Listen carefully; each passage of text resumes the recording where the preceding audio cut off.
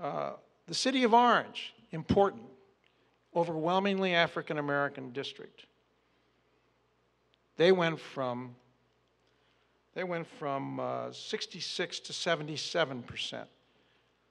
And over the course of 5 years, Orange went from one of the lowest performing Abbott districts to one of the highest performing Abbott districts. It's 85% African American. And this took the argument away. The argument was, well, those districts that you use as examples, they're all Latino districts. They're immigrant districts.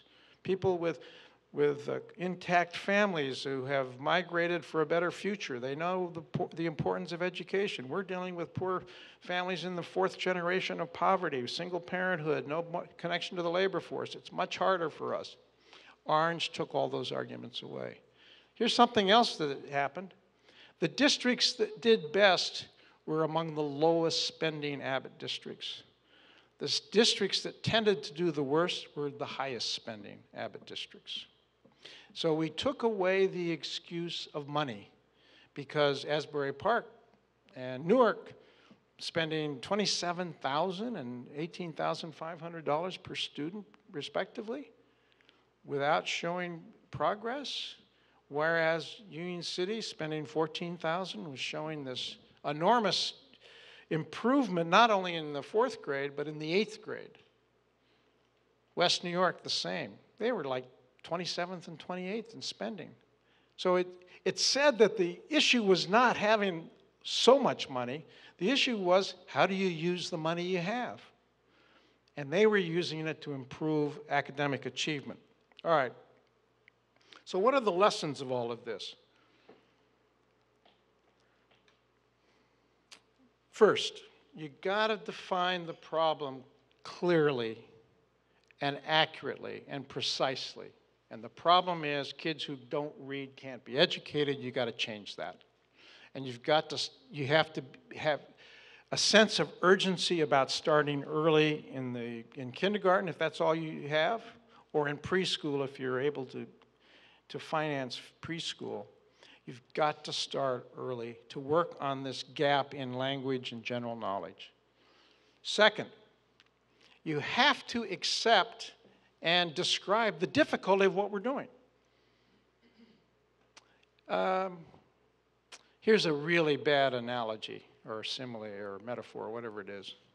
You tell me which it is. Analogy, maybe it is. I don't know. We have 3 boys. Typical of the generation, my wife was responsible for most of the child raising. However, on occasions of birthdays, I would take charge. And so when my middle kid was in 4th grade, there'd be 15 4th grade boys who would come over and we'd do something, go bowling or something, I don't know.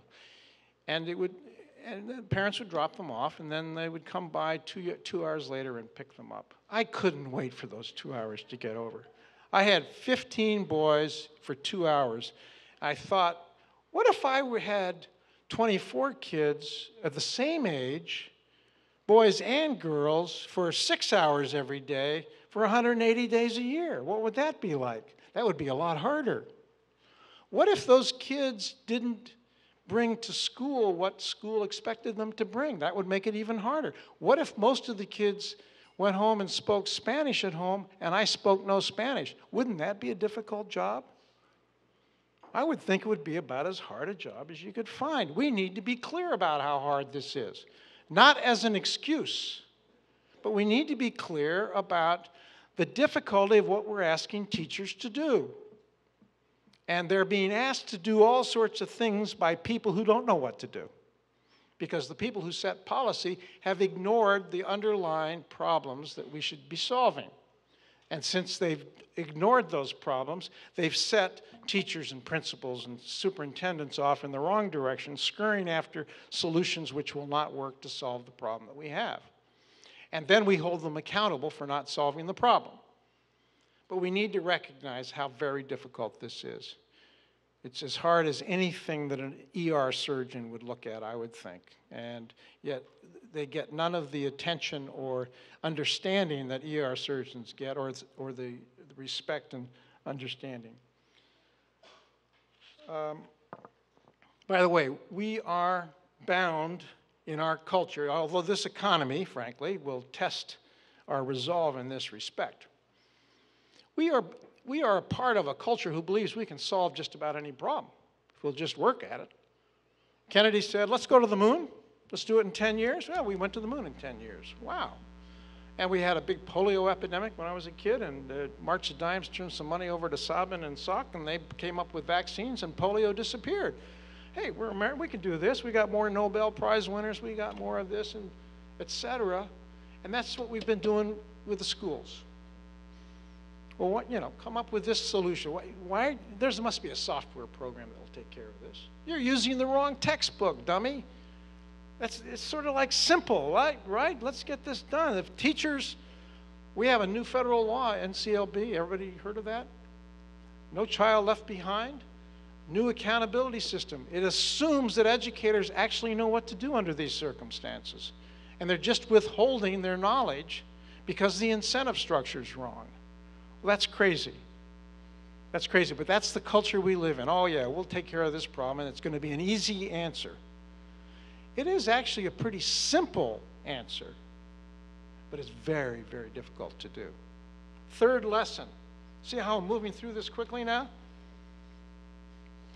Whatever you propose as a solution has got to be a 90% solution. Our policy debate about education revolves around 10% solutions. There are a group of people in this country who think the problem with the public education is that it's a monopoly. If we introduced it to the same competitive forces that, for example, our automobile industry operates under, then we would come up with answers that work. We'd come up with thriving schools that were competitive and would respond to the needs of kids. So let's have vouchers. Let's not give the money to schools. Let's give it to parents. Well, we have a couple of voucher programs in this country, and you get about 10% of the kids participating. Half of them were already in non-public schools. So you get a few, 5, 10% leaving the public schools. They go to voucher schools. They could be religious, parochial schools. They could be independent schools. They could be for-profit schools. And they turn out not to do much better than kids who stayed behind in the district schools. And we talk about charter schools. President Obama. These are my Obama cufflinks. I'm a strong supporter of Obama. I voted for him. I campaigned for him. I'm pleased that he's our president. He thinks the answer to this is charter schools. He wants more charter schools. He's going to punish states that have a cap on charter schools. What do you have? 1.5% of kids now attending charter schools in this country? If he were able to double that, you'd have 3%. That's not going to solve it. And by the way, kids who go to charter schools do on average about as well as kids who stay behind in district schools. Some go to charter schools where they do a lot better, but enough of them go to charter schools where they do a lot worse. When you average it out, they all do about the same. So it's not a 10% solution we need to be talking about. We need to be talking about something that will work in the neighborhood elementary school. That's where most poor kids go to school.